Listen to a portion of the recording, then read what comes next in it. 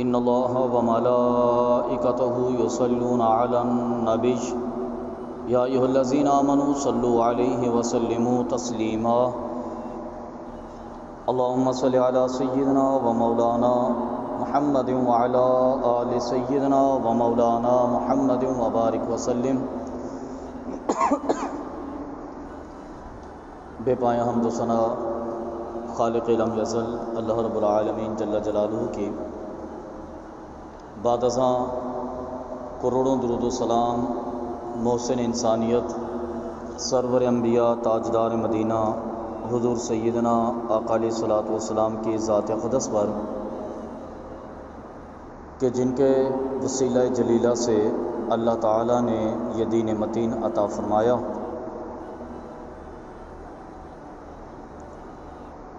گزشتہ جمعۃ المبارک اور اس سے پیوستہ جمعۃ المبارک میں اولاد کی تربیت کے حوالے سے حضرت لقمان کے نصیحتوں کے حوالے سے بات چل رہی تھی۔ جیسا کہ یہ بات گزر چکی کہ حضرت لقمان اللہ کے نبی تو نہیں تھے، اللہ کے ولی تھے،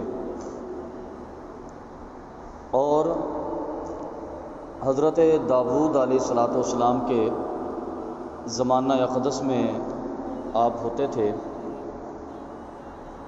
علم و فصاحت اس قدر اللہ رب العالمین نے عطا فرمایا تھا کہ دور دور سے لوگ حضرت لقمان سے نصیحتیں لینے کے لیے، تربیت لینے کے لیے آتے تھے۔ حضرت لقمان جب اپنے بیٹے کو نصیحتیں فرما رہے تھے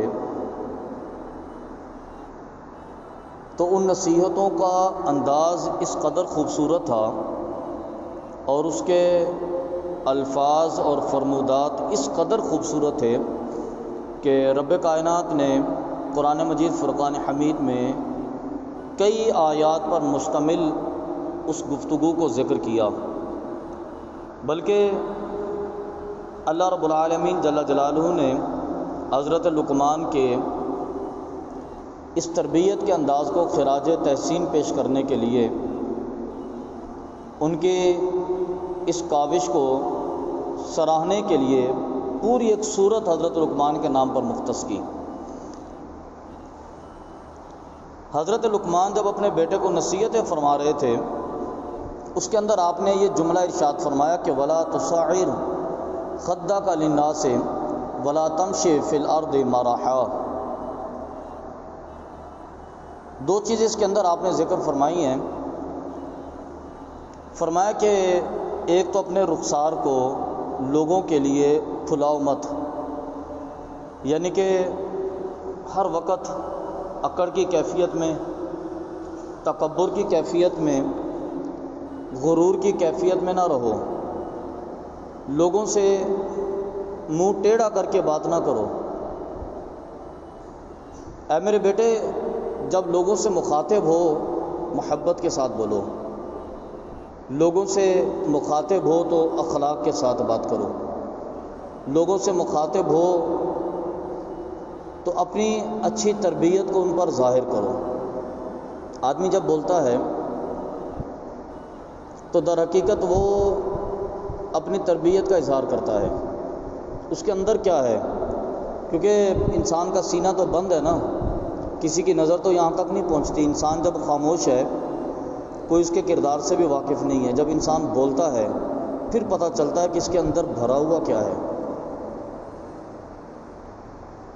جب انسان گفتگو کرتا ہے تو پھر پتہ چلتا ہے کہ انسان کے اندر سے نکلتا کیا ہے، آیا کہ اس کے اندر رعنائی ہے یا اس کے اندر تکبر بھرا ہوا ہے، اس کے اندر غلاظت ہے یا صفائی ہے، انسان کے بولنے سے پتہ چلتا ہے۔ اس لیے تو بزرگوں نے یہ بات ذکر کی، داناؤں نے یہ بات ذکر کی کہ جس شخص کے پاس اچھی تربیت ہوتی ہے وہ گفتگو کم کرتا ہے، اور عقل مندی کا تقاضا بھی یہی ہے کہ پہلے تولو پھر بولو۔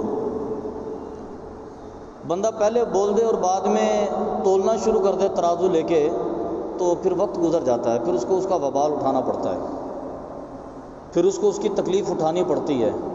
اس لیے فرمایا کہ پہلے تولو پھر بولو، ایک ایک لفظ نپا تلا ہونا چاہیے تاکہ وہ انسان کی تربیت کا غمازی ہو۔ اب میں یہ عرض کروں مثال کے طور پر، بچوں کی تربیت میں اس بات کو بنیادی طور پہ شامل کریں۔ ایک بچہ ہے جو تعلیم میں بہت ہائی پروفائل ہے، اس کے سبق کا جو مضمون ہوتا ہے وہ من و عن بیان کر دیتا ہے، اس کا یہ کمال ہے۔ آپ اس کو جو لیکچر دیتے ہیں وہ لیکچر حرف بحرف دوسرے دن آپ کو سنا بھی دیتا ہے، بلکہ وہ ذہین اتنا ہے اور وہ قابل اتنا ہے، وہ محنتی اتنا ہے کہ آپ کو پورا لیکچر اگر اس کو لکھنا پڑے تو حرف بحرف آنے والے امتحان میں 1 سال کے بعد تحریر بھی کر دیتا ہے۔ پڑھائی میں بڑا لائق فائق ہے، ساری کتابیں اسے ازبر ہیں، اسکول سے چھٹی بھی نہیں کرتا، ٹائم پہ جاتا ہے ٹائم پر واپس آتا ہے، لیکن ہے بد اخلاق، ہے وہ بد اخلاق۔ تو اب تصور کریں اسے کتنی دیر برداشت کریں گے؟ اس کے اچھے نمبروں سے محلے والوں کو کیا فائدہ ہوگا؟ اس کی ذات کو تو فائدہ ہو جائے گا چلو، لیکن اس کے اچھے نمبروں سے محلے والوں کو کیا فائدہ ہوگا؟ سوسائٹی والوں کو کیا فائدہ ہوگا؟ معاشرے والوں کو کیا بینیفٹ ملے گا اس سے؟ اگر وہ روزانہ ٹائم پہ اسکول جاتا ہے، ٹائم سے اسکول سے واپس آتا ہے، تو لوگوں کو کیا فائدہ ہوگا اس سے؟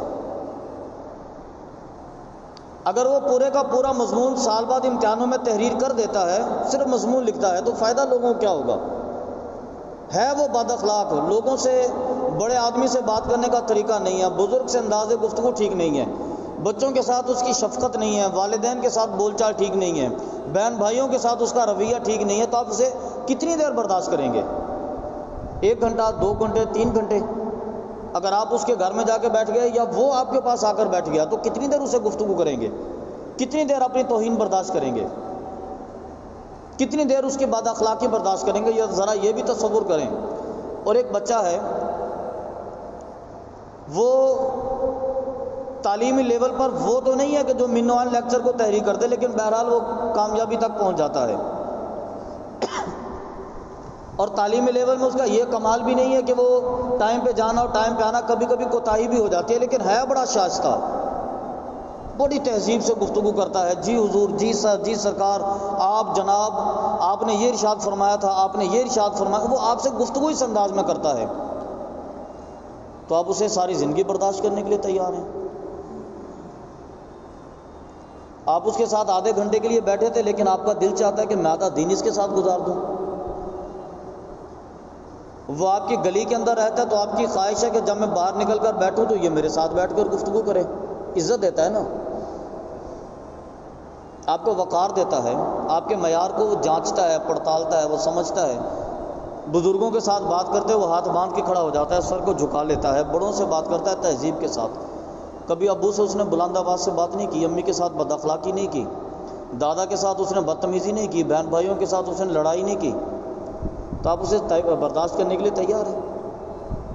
تو وہ پڑھنا تو کبھی بھی شروع کر سکتا ہے، وہ اس سال اگر امتحانوں میں کامیاب نہیں ہوا تو اگلے سال کامیاب ہو جائے گا، لیکن وہ بد اخلاق نہیں ہے تو آپ اسے پوری زندگی برداشت کرنے کے لیے تیار ہیں۔ تو اپنے بچوں کی تربیت میں یہ بات شامل رکھیں کہ ہمارا بچہ بد اخلاق نہیں ہونا چاہیے بس۔ باقی علم، میں جیسے عرض کر رہا تھا کہ ایک پورا لیکچر اس نے سنا اور پورے سال کے بعد منوان تحریر کرنے کی صلاحیت رکھتا ہے، تو کمال تھوڑی ہے یہ، اس لیکچر نے اس کے دل پر اثر نہیں کیا، اس سبق نے اس کے مزاج پر اثر نہیں کیا۔ آپ کیا سمجھتے ہیں کہ علم کسے کہتے ہیں؟ علم ان کالے کالے حروف کا نام ہے جو آپ کتاب کے اندر پڑھتے ہیں؟ علم اس چیز کا نام ہے؟ پوری ایک کتاب کو یاد کر لیا رٹا لگا کے، تو کیا علم اس چیز کا نام ہے؟ نہیں، علم اس چیز کا نام نہیں۔ اگر کوئی تصور یہ کرے کہ علم یہ ہے تو یہ علم نہیں ہے۔ ان کالے حروف کے پڑھنے کے بعد جو اثر آپ کے دل پر ہوتا ہے وہ علم ہوتا ہے، یہ کالے حروف علم نہیں ہوتے۔ علم تک پہنچانے کا ذریعہ تو ہے، یہ علم نہیں ہے، یہ میں آپ سے عرض کر دوں۔ علم وہ ہے جو آپ کے دل پر اثر جا کے کرے گا۔ اگر آپ نے پوری 400 صفحات کی کتاب پڑھ لی اور اسے حاصل کچھ نہ ہوا تو سوائے پوری رات ضائع کرنے کے آپ نے کیا کیا؟ 2 صفحوں کا مطالعہ کیا، 2 صفحوں کا، اور اس نے آپ کو یہ سکھا دیا کہ ہم نے اپنے بڑوں سے بات کیسے کرنی ہے، تو آپ نے علم سیکھ لیا۔ علم تو اثر کا نام ہے نا، کالے حروف کا نام نہیں ہے، یہ ذہن میں رہے۔ تو اس لیے بچوں کی تربیت کے اندر بنیادی پہلو یہ ہے کہ ولا تصعر خدک للناس، اپنے بچے کو سمجھائیں کہ بیٹا لوگوں کے ساتھ بد اخلاق نہیں ہونا، لوگوں کے ساتھ بد مزاج نہیں ہونا۔ یہ بچوں کی تربیت میں بنیادی اہمیت کا حامل پہلو ہے۔ اگر سمجھا لیا ہے تو بڑی اچھی بات ہے، اگر نہیں سمجھایا تو آج سے شروع کر دیں، ابھی بھی وقت نہیں گزرا۔ علم تو کبھی بھی حاصل کیا جا سکتا ہے۔ نبی کریم صلی اللہ علیہ وسلم نے جس طرح اشارہ کیا کہ علم حاصل کرو ماں کی گود سے لے کر گور تک، وہ جو مفہوم میں آتا ہے یہ بات، تو علم حاصل کرنے کی تو عمر کوئی بھی ہو سکتی ہے۔ آپ اپنے بیٹے کو چاہے وہ 20 سال کا ہے یا 5 سال کا ہے، آپ اسے کبھی بھی سکھا سکتے ہیں، اور یہی تربیت انسان کے کام آئے گی۔ اگر یہ تربیت نہیں ہوگی تو انسان کے کام نہیں آئے گی۔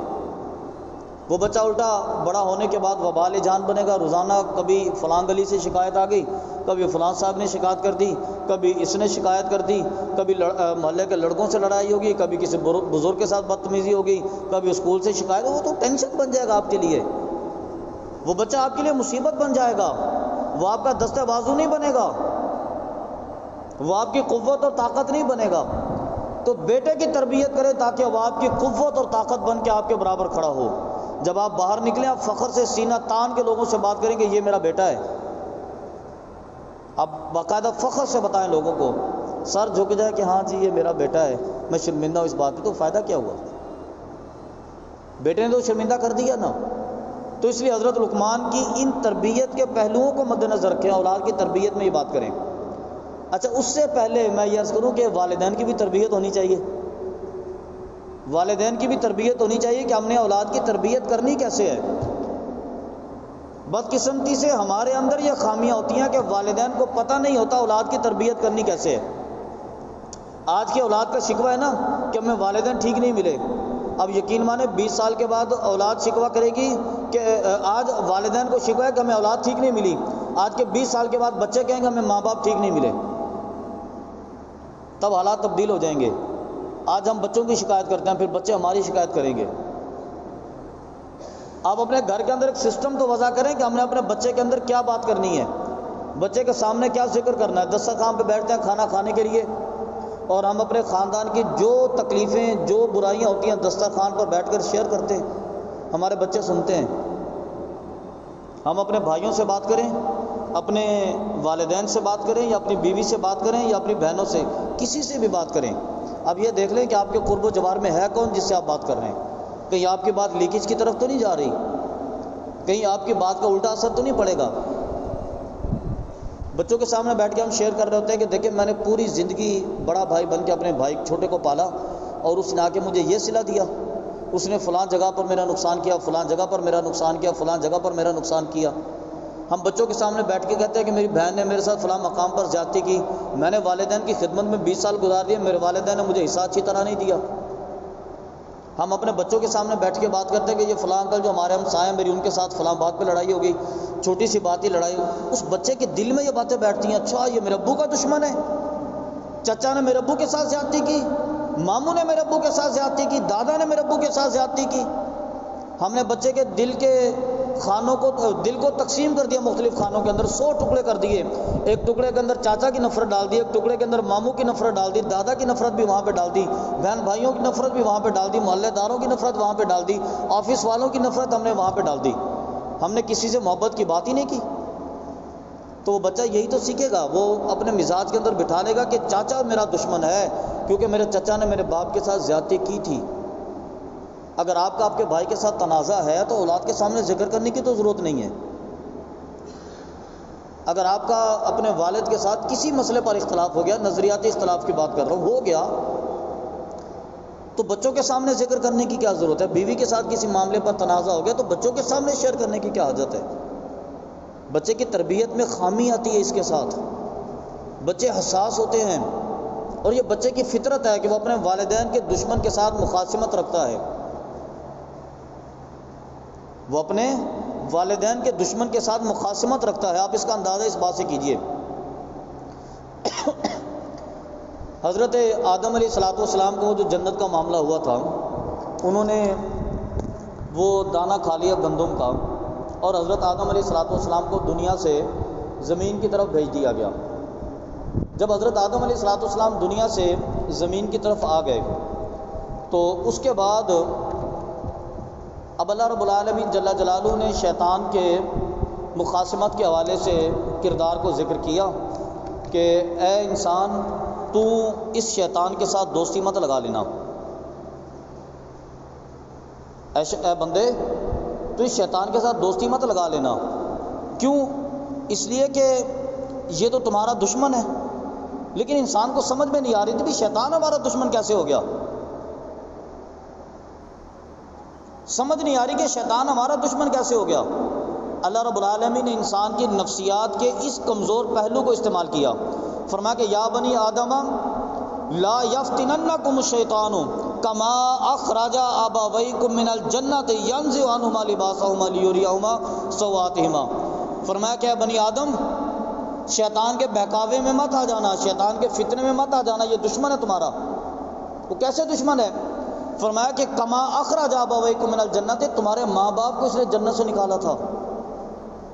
اب انسان نے سوچا اچھا میرے ماں باپ کا دشمن ہے یہ، اب سمجھ میں آیا کہ شیطان میرا دشمن ہے کیسے، بھی میرا اور شیطان کا تو کبھی آمنا سامنا نہیں ہوا۔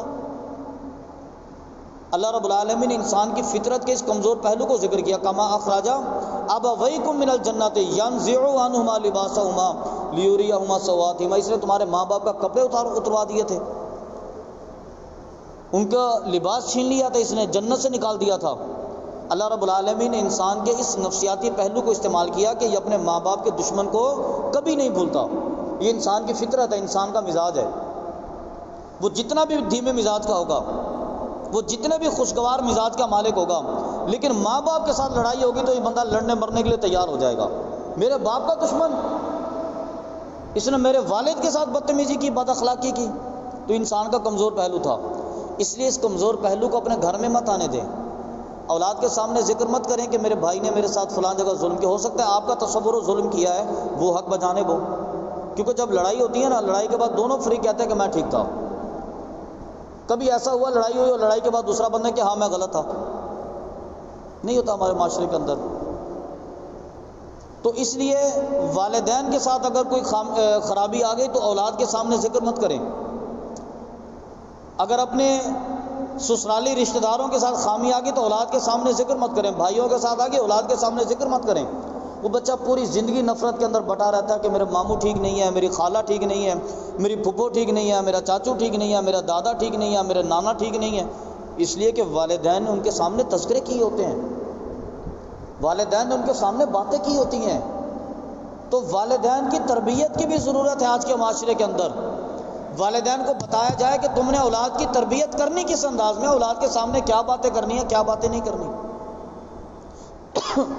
اس لیے اپنی اولاد کے سامنے گفتگو کریں تو سوچ سمجھ کر کریں، یہ والدین کے لیے بالخصوص نصیحت ہے۔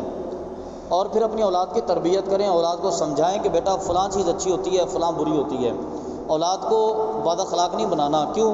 اس لیے کہ جیسا کہ میں نے عرض کیا نا کہ بد اخلاق بچے کو کتنا عرصہ برداشت کریں گے، آدھا گھنٹہ، پونا گھنٹہ، 2 گھنٹے، بس پڑھائی کے اندر، تعلیم کے اندر سست ہے، لیکن ہے بڑا تمیزدار، ہے بڑا اخلاق والا، پوری سوسائٹی اس کے ساتھ مکس ہونے کے لیے تیار ہے، ہر بندہ اس سے پیار کرتا ہے، پورا خاندان اسے محبت کرتا ہے، کیونکہ وہ ہر کسی کو تعظیم دیتا ہے۔ وہ آپ جناب، حضرت جناب، قبلہ، حضور والا، اس سے کم پہ بات نہیں کرتا، وہ تو طلاق کی طرف آتا نہیں ہے، سارے زمانے کے لوگ اس کو پسند کرتے ہیں۔ اس لیے اپنے بچوں کو بد اخلاق نہیں بنائیں، بد اخلاق بچہ پورے معاشرے کے سسٹم کو برباد کرتا ہے۔ اللہ رب العالمین کی بارگاہ سے دعا ہے کہ اللہ تعالی ہمیں صراط مستقیم پر چلنے کی توفیق عطا فرمائے، اور اللہ رب العالمین ہمیں اولاد کی اچھے انداز میں تربیت کی توفیق عطا فرمائے، اور اللہ ہمیں اپنی تربیت بھی خود کرنے کی توفیق عطا فرمائے۔ آمین وما علینا الا البلاغ المبین۔